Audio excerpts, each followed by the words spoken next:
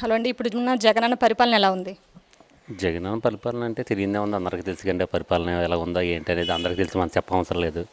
అది ముందు అది అన్నారు ఇది అన్నారు, ఏదో అది చేసేస్తాం ఇది చేసేస్తాం అన్నారు, ఏమీ లేదు కనిపిస్తుంది కదండి అంతా.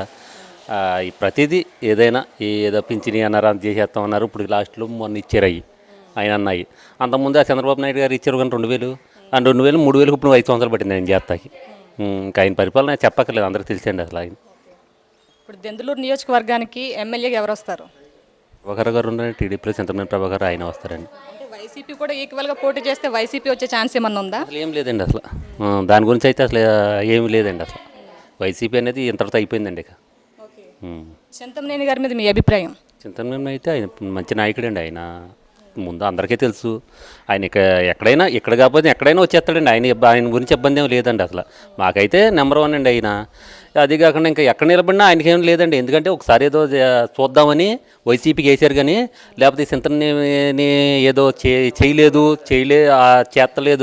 ఆయన, ఏదో అలాంటి వ్యక్తి అనేది కాదండి. ఒకసారి ఈయన కూడా చూడండి అప్పుడు రాజశేఖర రెడ్డి గారు ఆయాం నుంచి అదేదో ఆయన అప్పుడు పోయిన తర్వాత ఈయన పెట్టి ఒకసారి పోయి తర్వాత మళ్ళీ ఇది చేయటంలో జగన్ గురించి ఏదో ఎలా ఉంటుందో ఏంటనే సానుభూతి మీద అప్పుడు ఏదో బండి. కానీ మాకైతే ఈయనైతే చింతమనేని ప్రభాకర్ గారు అయితే పరిపాలన ఎలా ఉంటుంది? చింతమనేని గారి పరిపాలన ఎలా ఉంటుంది? చింతమనేని ప్రభాకర్ పరిపాలన అయితేనండి, మేము ఇప్పుడు ఏదన్నా చిన్న విషయంలో ఏదైనా మా గ్రామానికి ఏదైనా కావాలనుకున్నామండి, వెంటనే ఫోన్ల ద్వారా వచ్చేసేది, ఫోన్ల ద్వారా చేయిపోయాడు అనుకో, వచ్చేసి డైరెక్ట్ అది అవ్వలేదు ఏంటని చేయించేసేవాడండి ఆయన అయితే.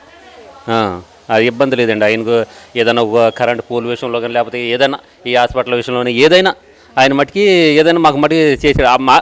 ఇది ఆ పార్టీకి ఈ పార్టీకి అని ఉండేది కదండి. ఆయన ఎవరైనా చేసేవాడండి ఆయన.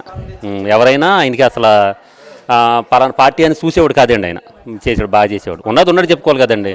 వైసీపీ పరంగా వచ్చి చూస్తే ఇప్పుడు అబ్బాయి చౌదరిని ఢీ కొట్టే వాళ్ళు లేరని చెప్పేసి అంటున్నారు. ఏమండి ఎన్నో మాటలంటారు, ఏదో అంటారు, చెప్పుకొస్తారు. అవన్నీ ఉత్తు మాటలండి అవి.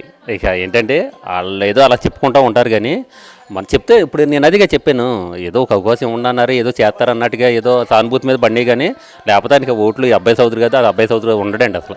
అబ్బాయి చౌదరి ఆడండి ఇప్పుడైతే అసలు దాని గురించి లేదండి. ఇక మామూలుగా ఢీ కొడతాం అనేది అలా ఉన్నది ఏంటంటే ఇప్పుడు దాని గురించి ముందు అలా చేశారు కానీ ఇప్పుడు మట్టుకి అప్పుడైనా అలా వేయమట్టి ఏదో చూడమట్టి అందరూ చేస్తారని ఆ పార్టీలు ఈ పార్టీలు అందరూ కలిసి వేసారండి, చూద్దామని ఒకసారి. అంతేగాని ఈసారి మట్టుకి అలా ఉండదండి, అంతా వన్ సైడ్ అయిపోద్దండి. జనసేన టీడీపీ పొత్తులతో వస్తున్నారు. పొత్తులతో వస్తే ఏమన్నా మంచి జరిగే ఛాన్స్ ఉంది? అసలు పొత్తులతో రావడం అనేది కరెక్టేనంటారు? పొత్తులతో రావడం అనేది అంటే ఒక విధంగా కరెక్టేనండి. ఎందుకంటే జనసేన పవన్ కళ్యాణ్ గారు ఉన్నారంటే ఆయన కూడా కొంచెం మంచిగా చేసి ఇప్పటి నుంచో ఆయన ఏదో చేద్దాం, ప్రజలకు ఏదో చేద్దాం ఆయన చూస్తున్నాడు. ఇప్పుడు ఇది ఉందంటే ఇది కూడా ఇప్పటి నుంచి మంచిగా చేసిన వాళ్ళు వీళ్ళును ఇది కలిసి ఇంకా బాగుంటుందండి. ఇద్దరు కలిసి పొత్తులతో వచ్చిన సీఎం ఎవరు అవుతారంట? అది అనేది దానికి మనం ఏం చెప్తాం, సీఎం ఎవరనేది మనకి ఏం చెప్తే వాళ్ళు చూసుకుంటారు కదా.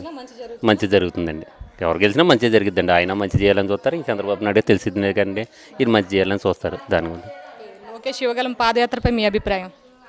ఈ పాదయాత్ర అంటేనండి, ఇక ఇదివరకు మనిషి అనేది ఏంటనేది ఇప్పుడు అన్నారు ఉండే కొంచెం అలాగా ఇలాగని చెప్తూ ఉండారు.